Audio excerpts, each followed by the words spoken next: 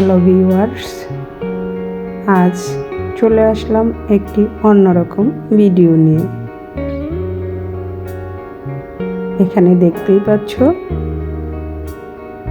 বড় একটা চুলার ভিতরে বড় একটা কড়াই বসিয়েছে এবং কড়াইতে কি আছে সেটাই তোমাদের সাথে শেয়ার করব। তবে কাছে কিংবা দূরে যে যেখান থেকে এই মুহূর্তে আমার ভিডিওটি দেখতেছো সবাইকে অনেক অনেক ভালোবাসা ও নমস্কার। আশা করি সবাই ভালো আছো।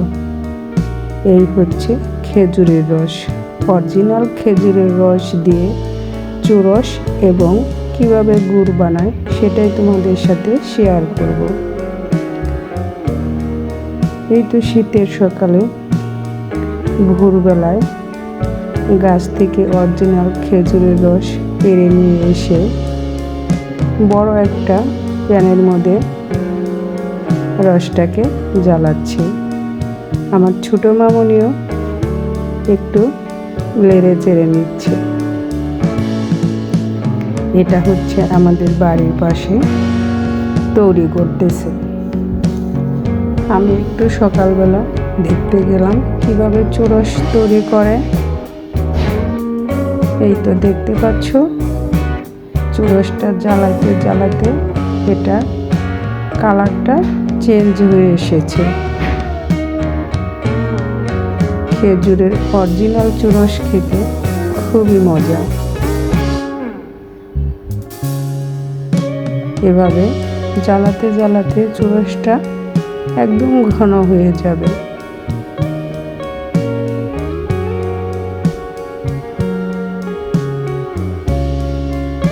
তোমরা হয়তো অনেকেই দেখেছো, আবার অনেকেই দেখোনি কিভাবে চুরস বানায়। তাই তো আমি একটু ভিডিও করে নিলাম আর সেটাই তোমাদের সাথে শেয়ার করলাম। এখানে গরম ভাপের কারণে ভিডিওটা একটু ঘোলা আসতেছে। চুরসটা দেখতেই পাচ্ছ প্রায় হয়ে গিয়েছে। যখন চুরসটা হয়ে যায় তখন এর ফেনাগুলো খুবই গাঢ় হয়ে যায়। অনবরত শেষের দিকে এটাকে লাড়তেই থাকে, তা না হলে নিচে লেগে যাবে। আমি এখান থেকে অরিজিনাল চুরস কিনে নিয়ে আসলাম বাসার জন্য, আর অরিজিনাল গুড়। আমিও এই প্রথম দেখলাম খেজুরের রস দিয়ে কিভাবে চুরস এবং গুড় বানায়। তাই তো তোমাদের সাথেও শেয়ার করলাম।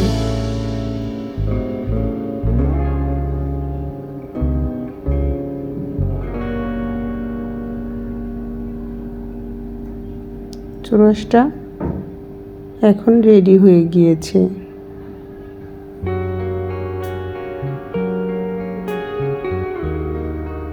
এটা আরো গাঢ় হবে এবং গুড় তৈরি করার জন্য এটাকে আরো গাঢ় করবে।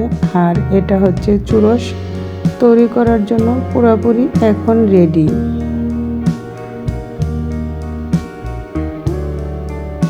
আর গুড় যখন তৈরি হবে এটা আর একটু গাঢ় হবে।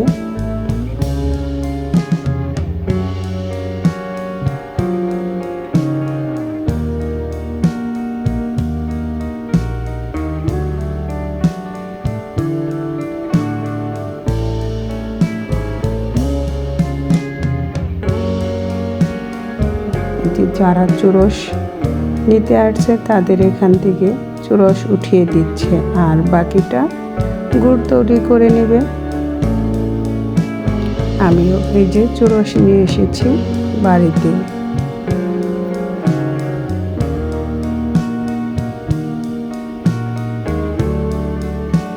চুরসের কালারটা খুবই সুন্দর এবং খেতেও খুবই সুস্বাদু।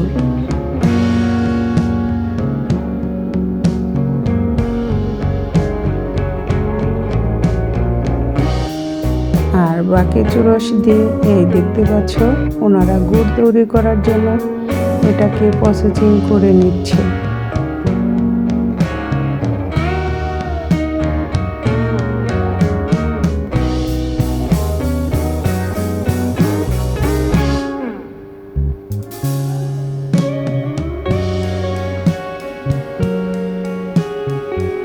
এভাবে অনবরত নেড়ে চেড়ে এটাকে তৈরি করে নেবে।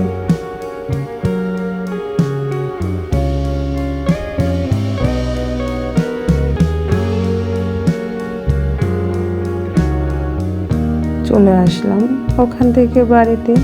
দেখতেই পাচ্ছ কত ধনেপাতা, গ্রামের বাড়িতে এখন ধনেপাতা খুবই সস্তা। এই তো ধনেপাতা এখানে প্রায় 10-12 আটির মতো হবে। আমার মাসি কিনে নিয়ে এসেছে মাত্র 10 টাকা দিয়ে। এই সবগুলো ধনেপাতা আমি ধুয়ে পরিষ্কার করে নিয়ে জল ঝরিয়ে রোদ্রে শুকা দিব।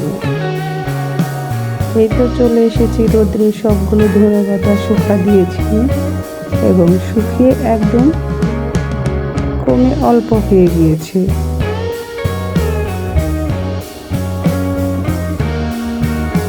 দেখতে পাচ্ছ একদম মচমচে হয়ে গেছে ধনেপাতাগুলো। আর এই ধনেপাতাগুলো আমি এখন মিক্সারে মিক্সড করে নর্মাল ফ্রিজে রেখে দিব। এভাবে ধনেপাতা তোমরাও আমার মতো সংরক্ষণ করে রেখে দিতে পারো সারা বছর খাওয়ার জন্য। ফ্লেভার এবং কালার দুটোই খুবই সুন্দর থাকে এবং খেতেও খুবই সুস্বাদু।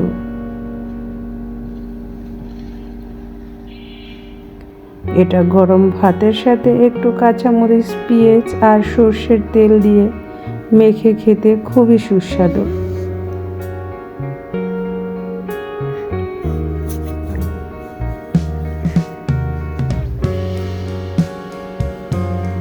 তবে এটা মিক্সারে মিক্সড করে নর্মাল ফ্রিজে ভরে রাখতে হবে, তাহলে কালার, গন্ধ একদম মচমচে হয়ে গিয়েছে। হাতের সাহায্যে চাপ দিলে একদম জোড়া জোড়া হয়ে যাচ্ছে।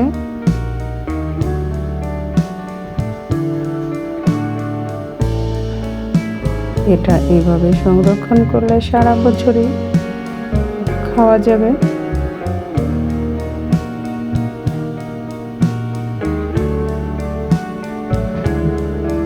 আমি এখন মিক্সারে দিয়ে এটাকে মিক্সড করে নেব।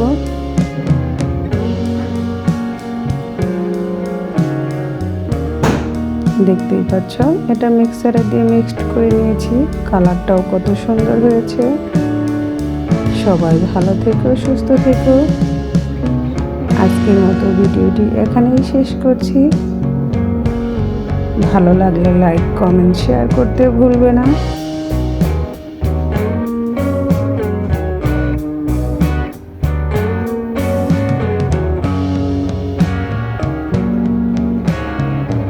এখন আমি একটা পাত্রে ভরে ভালো করে কন্টেনারের মুখটা লাগিয়ে নর্মাল ফ্রিজে রেখে দেব।